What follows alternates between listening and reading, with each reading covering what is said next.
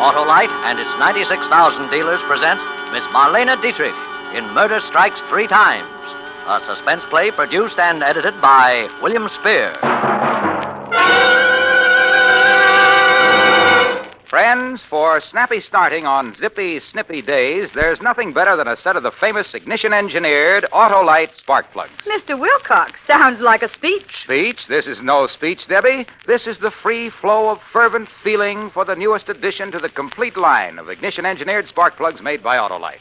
The wide-gap Autolite resistor spark plugs. Mr. Wilcox, are you trying to say that Autolite resistor spark plugs offer car owners special advantages? Precisely, my pedantic pretty, because Autolite builds an exclusive 10,000-ohm resistor right into every Autolite resistor spark plug. And this makes practical a wider initial gap setting, the advantages of which have long been recognized by automotive engineers. I never knew that, Mr. Wilcox. Tell me more. My girl, Autolite resistor spark plugs give double life under equal conditions as compared to spark plugs without the built-in resistor. Yes, sirree, this newest addition to the complete Autolite ignition-engineered spark plug line is the only spark plug that will give you smoother performance on leaner gas mixtures and greater gas savings. So, see your Autolite spark plug dealer tomorrow for a set of the famous ignition-engineered Autolite spark plugs. And remember, whether you choose the regular type or the resistor type, you'll be right, because you're always right with Autolite. And now, with Murder Strikes Three Times and the performance of Marlene Dietrich, Autolite hopes once again to keep you in suspense. And so John L. Lewis and the soft coal mine operators will be getting down to specific cases soon. And now, the exclusive that I promised you earlier in the program.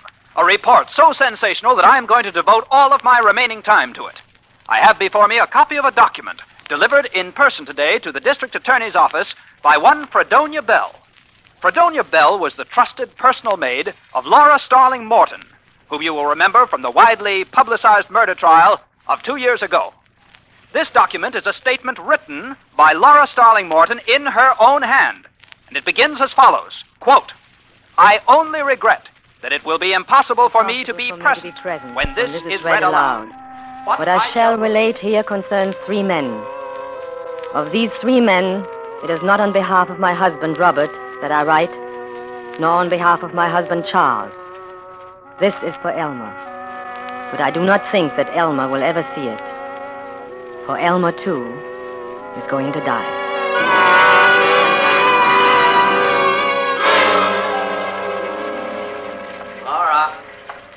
Laura, Yes, Robert? where's my electric razor? In the medicine cabinet where it always is. Oh.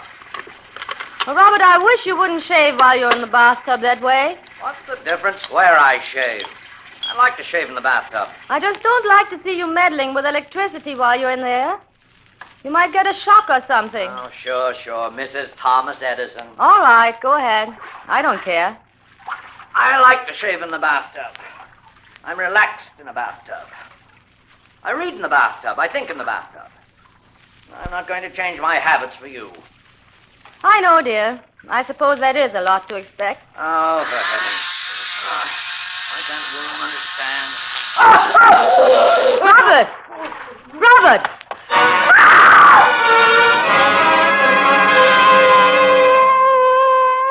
It was a good loud scream. Then I stood in the door of the bathroom and looked. A good long look. Then I called a doctor. The doctor called the police. The police called the district attorney. And I found myself confronted by a young man with red hair and glasses who gave the immediate impression of being clever, unscrupulous, and objectionable. That was Elmer. Mrs. Williams, I'm Elmer Garner of the district attorney's office. How do you do, Mr. Garner? I thought you and I had better have a little private chat. What about, Mr. Garner? About your husband. What about my husband? Mrs. Williams, I'm going to be very frank with you on a number of counts. I'm what is known as an assistant district attorney. Mr. Garner, I have just lost my husband. I hardly I'm think... coming to that, Mrs. Williams. Now, the district attorney has put me on this case because, well, he thinks he doesn't have a case.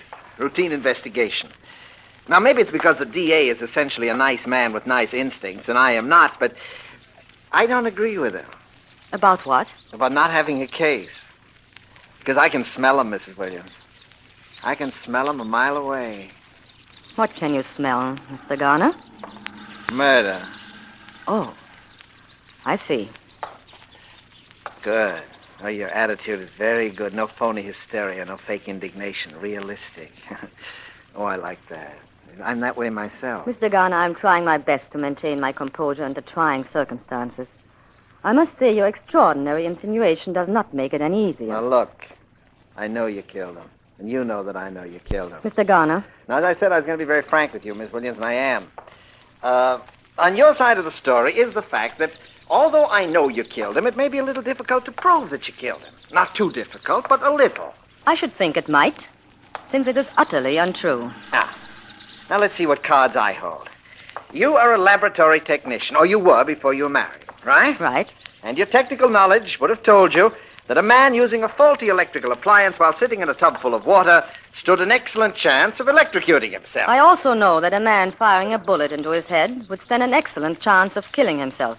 Well, the insulation in the cable of that electric razor was frayed. Now, that might have happened through normal wear, but it also might have happened because it was tampered with by you. And then again, as you say, it might not. Would it surprise you to know that we've got your fingerprints all over that razor? It would surprise me more if you hadn't. Or on everything else in the house, for that matter, Mr. Garner. Uh-huh. Oh, you're a very intelligent woman, Mrs. Williams. You're right. It would have looked funny. You were smart not to wipe off those prints. Very smart. Thank you. However, so much for the means. Now, for the motive. We can establish, of course, that you and your husband didn't get along. Unfortunately, you can establish that about many husbands and wives. And that your husband was insured for $50,000 in your favor. And that there's about $50,000 more in community property. And that you inherit, right? Naturally. Well, $100,000 is quite a nice little motive, Mrs. Williams. But it doesn't prove anything, does it, Mr. Garner? It depends on how it's used by the prosecuting attorney. And that's me, you know. I know. Tell me, do you have a lawyer, Mrs. Williams? Not yet. Uh-huh. Uh-huh. Oh, you are a very intelligent woman. That would have looked bad, too, if you'd had a lawyer right on tap. But you're going to need a lawyer, you know. So it would appear. All right. How about me? You? Sure. I'm a lawyer. You have just finished telling me that you would be the prosecuting attorney. Well, that's just the point. Why spend a lot of money on a lawyer who probably can't get you off anyway when you can spend it on me and have a sure thing? You see? Yes, I see. All I want is half. $50,000. No. What's the matter, too much? No. Now, look, sister, you don't seem to realize that I'm in a position, depending how I handle this case, either to set you free or to hang you. That, Mr. Garner, is where we disagree. You mean you're willing to gamble that I can't do it? If you wish to put it that way... All right, but $50,000 will look cheap. Cheap! When they slip that noose around your neck.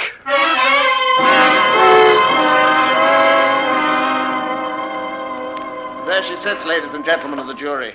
Cold, calm, emotionless. The same Laura Williams who carefully calculated, carefully planned, and premeditated the murder of her husband. I ask the death penalty. I must ask it. For ponder well, ladies and gentlemen of the jury. If you set her free, believe me, this will not be the last accident to mark the bloody trail through life of Laura Williams. And when that accident occurs, when the next victim is struck down, his innocent blood will be upon your hands.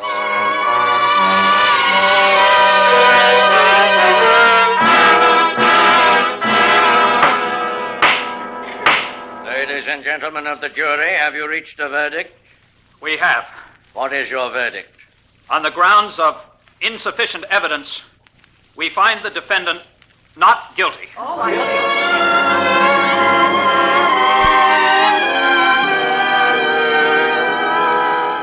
Mrs. Williams, I guess the sporting thing to say is congratulations. Congratulations. Thank you, Mr. Garner. Say one thing, you've got what it takes. The jury was evenly divided that whole first day. Did you know that? Yes, I knew it. Yes, I wasn't too far wrong at that, was I? Just far enough, Mr. Garner. Say, listen again, just as a sporting proposition, tell me. Did you... Did I what? Oh, come on, we're alone here anyway. It doesn't matter because you can't be tried twice for the same thing. You know that, don't you? Yes, I know it. Well, did you? Yes. You cheap, contemptible blackmailer. Yes, I killed him. How do you like that? I killed him. Yes, I told him. Told him the truth. Just to see the smirk fall from his face. Just to see him actually snarl with frustration. Knowing that I'd gotten away with murder and he couldn't do anything about it. Yes, I couldn't have resisted telling him then. Even though it meant I'd die of it. Which I will.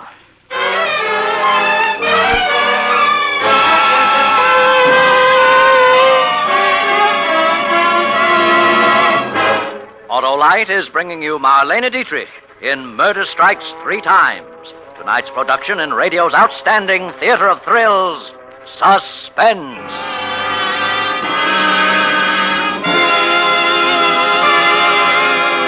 Debbie, my dear director of elocution, you interest me strangely. First you're hoity-toity, then you're hoity-poity. How come? Mr. Wilcox, I am leading a double life. Double life? Say, that's just what the new wide-gap Autolite resistor spark plugs offer car owners everywhere. Double life under equal conditions as compared to spark plugs without the built-in resistor. Gently, Mr. Wilcox, gently. You see, friends, wide-gap Autolite resistor spark plugs are the newest addition to the complete line of ignition-engineered spark plugs made by Autolite. They offer money-saving advantages, smoother performance, greater gas savings, quicker starting in cold weather. Mr. Wilcox, your diphthongs are showing. Thank you, my little lecturer.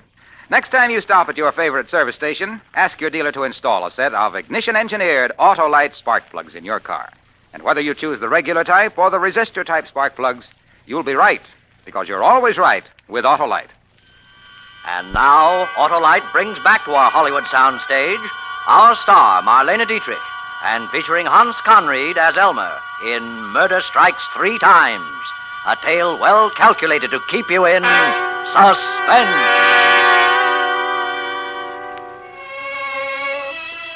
Perhaps I gambled too recklessly with Elmer. I've since had cause to wonder. But there were things I could not foresee, as well as Elmer.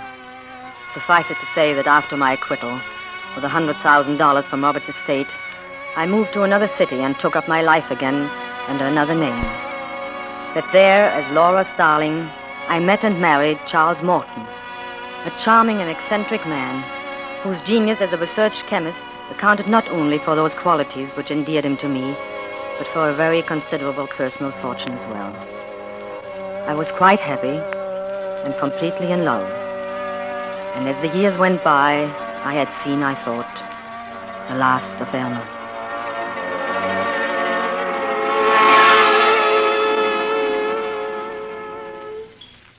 Charles?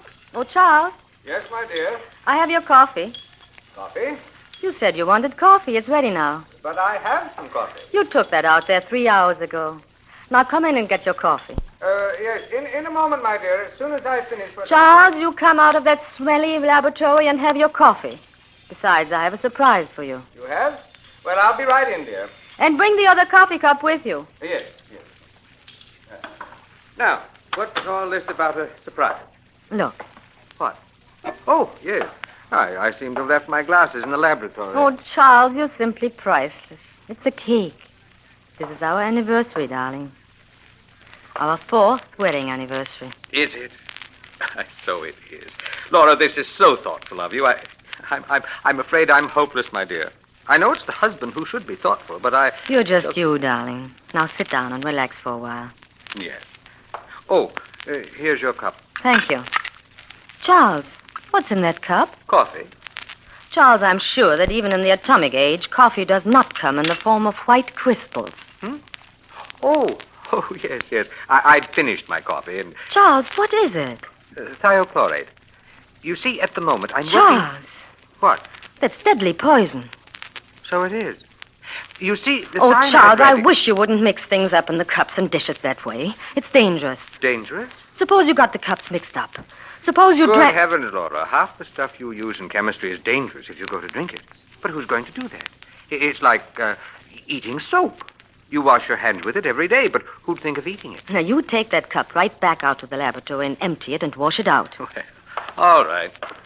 Charles, Yes? I was wondering, since it's our anniversary, Yes? let's go out to dinner and celebrate. Why, yes, I think that's a splendid idea. Oh, my goodness. What? Oh, I completely forgot. My brother's coming to see us today. Your brother? Yeah, well, my half-brother. I meant to tell you. Charles, I never knew you had a brother. Didn't you? Well, you see, he's been in the Army for about 5 years. He just got back a short time ago, and I got a wire yesterday saying he'd be passing through town and he'd like to see me. So... Does he know you're remarried? Well, I suppose. I suppose he doesn't. As a matter of fact, we've never been very close. Neither of us much of a letter writing, and so on, but he's the only relative I've got. And all the sympathy I've wasted on you because I thought you were an orphan or something. Oh, I was, practically. When is he coming? Why, this afternoon sometime, I think. Well, I guess there's your answer. I am sorry, my dear. My child, that's all right. Maybe your brother would like to go out and celebrate with us. Well... Right in there, sir. Hello there. Hello, Charles. Come in. And I want you to meet my wife. Laura, this is my brother, Elmer.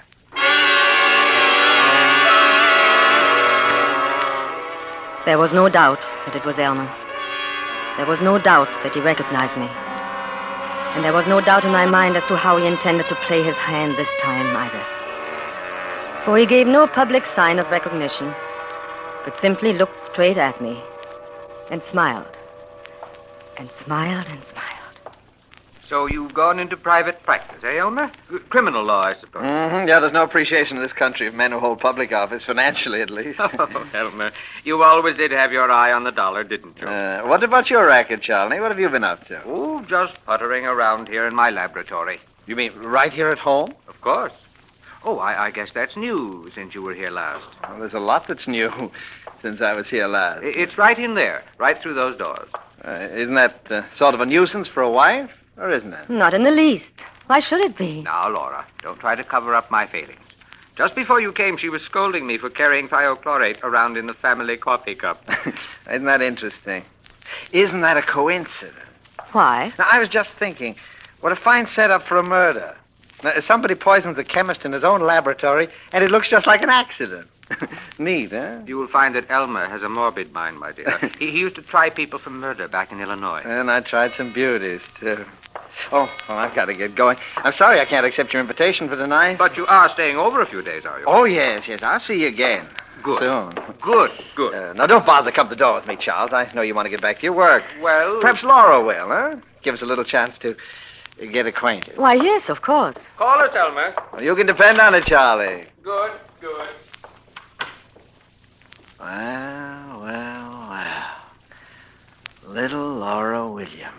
What do you want? What do you think old Charlie would say if he knew, huh? I asked you a I question. suppose he'd go on loving you in his own peculiar fashion, but never be quite the same, would it? There'd always be that little gnawing doubt. Another accident, maybe, huh? Oh, no, I'm afraid things would be kind of under strain around here, Laura. You do have a price, I suppose. I might. By the way, why are you so eager to pay it? I'm happy here. I'm at peace with myself and the world. I don't want anything to change. No other reason? What other reason would there be? I suppose all his property would go to you in the event of another little accident. Huh? You don't really believe that. No, the motive and the means. Money and poison. How much, Elmer? No. No, you got me wrong, Laura. I don't want money. When did that happen? Or did it ever occur to you that I might simply be interested in my brother's welfare? No. All that has occurred to me so far is to wonder why I had to pick the one man in the world who was related to you. You want to hear my proposition? I'm waiting. Yeah. The motive and the means. Now, there's always the means for an intelligent person like you. But if we took away the motive... The motive? The money, the will. No motive, no temptation, you see? I see. Yeah, in a way, it's for your own protection, too. Because if Charlie so much as slipped on a banana peel and you inherited that money, there isn't a jury in the world that wouldn't convict you, simply on your past record. You realize that, don't you? Yes. So, no motive, no case either, you see? What do you want me to do? Get him to change his will. In favor of his only living relative, I presume? Uh-huh. That's me. And then? That's all. And you're in the clear. Because after that, Charlie couldn't suspect you, even if I told him. Probably wouldn't believe it. Throw me out of the house for persecuting his little bride. Maybe even change his will right back again, you see? All right. Ha. You can do it, can't you? I suppose so. Oh, I know you can. I know you'd better.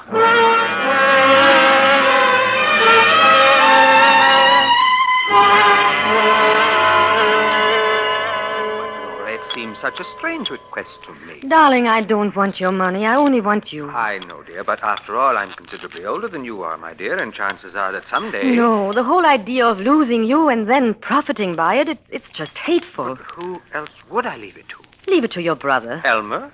Why not? It doesn't matter, but... Well... Please, darling, for me. All right, my dear, if it really makes a difference to you. Now, don't you worry about it anymore. I'll take care of it sometime. No, I want you to do it now, right away, today. Well, I'd have to get in touch with my lawyer. I'll call him for you. I'll get him on the phone right now. My goodness, Laura. You act as though it were a matter of life and death.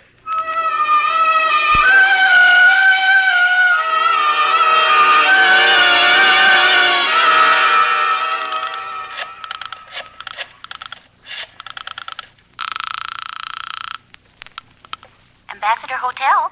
Mr. Elmer Garner, please. Thank you. Yeah. This is Laura. Uh-huh. It's all right. It's all arranged. Is it? Yes, the lawyer's coming tomorrow. Did he tell the lawyer the changes he wanted made? Yes, he did. Not that I think you'd ever tell a lie, Laura, but how do I know all this? Hasn't he told you? No. Then perhaps you'd better drop in this evening. That's more like it. I'll expect you after dinner. I'll be there.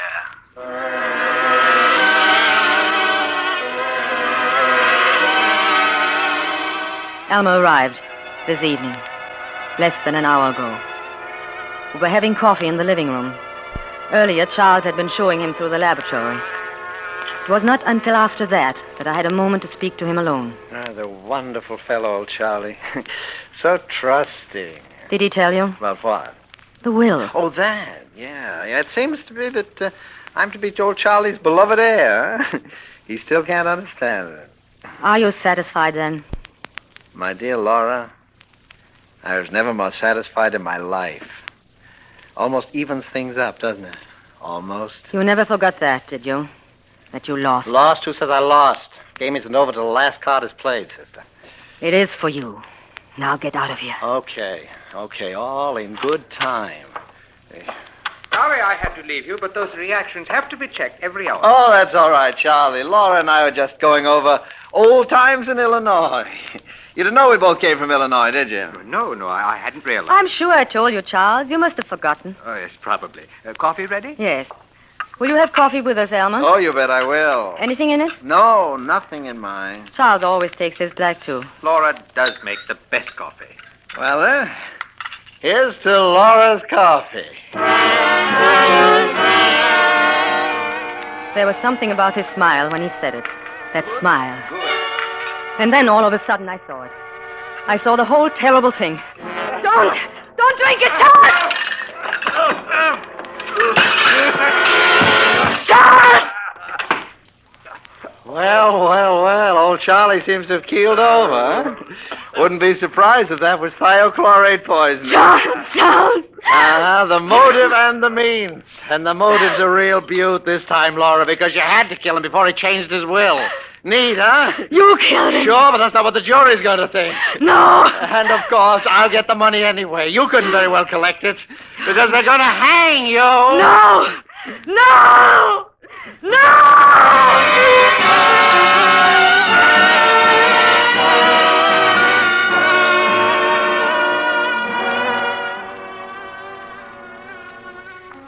Elmer's downstairs in the living room. I'm in my study. And once more, I'm waiting for the police. There's no escape for me, of course. Elmer knows that. But there's one little thing that he has forgotten, the last play of the game. For I just have drawn up a will of my own, leaving my property and everything that I inherit from Charles to Elmer. It is dated 3 days ago. This statement I shall give into the safekeeping of my personal maid, Fredonia Bell, who, after all is said and done, has been the only true friend I've ever had. I shall give it to her with instructions for its eventual disposal, which I know she will follow to the letter. When that is done, I shall play the last card in the game. I don't think Elmer will find it possible to trump that card. Because, you see, When the police come, it is Elmer who will have to do the explaining, not I. And he will have to explain two bodies, Charles and mine.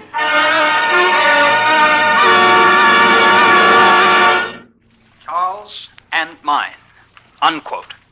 And as the world knows, Laura Morton was found dead. Dead by the same means which caused her husband's death in that double tragedy 2 years ago.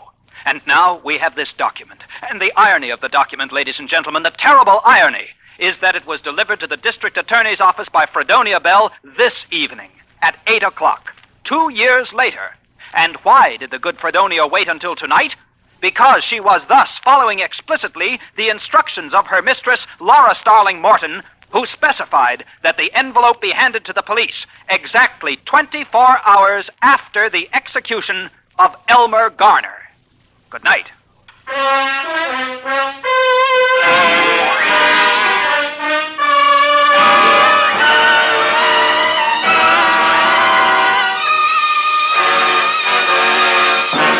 Suspense, presented by Autolite.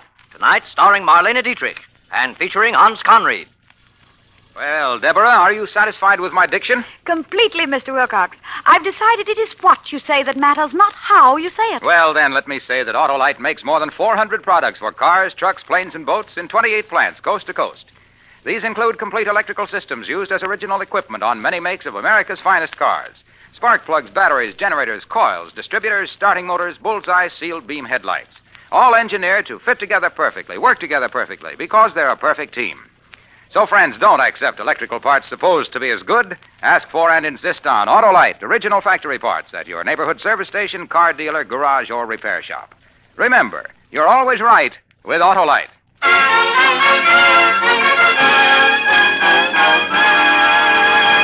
Next Thursday for Suspense, Dick Powell will be our star. The play is called Slow Burn. And it is, as we say, A tale well calculated to keep you in suspense. Tonight's Suspense play was produced and edited by William Spear and directed by Norman MacDonald. Music for Suspense is composed by Lucien Morawek and conducted by Lud Gluskin. Murder Strikes Three Times is an original play for radio by John DeWitt. Marlene Dietrich will soon be seen in the Warner Brothers production Stage Fright. You can buy Autolite regular or resistor spark plugs, Autolite stay-full batteries, Autolite electrical parts at your neighborhood Autolite dealers. Switch to Autolite. Good night. There is still a tremendous job to be done in gaining new knowledge about the causes, prevention, treatment, and cure of heart diseases. Give to this worthy cause. Send your contribution to HEART, H-E-A-R-T, care of your local post office. This is CBS, the Columbia Broadcasting System.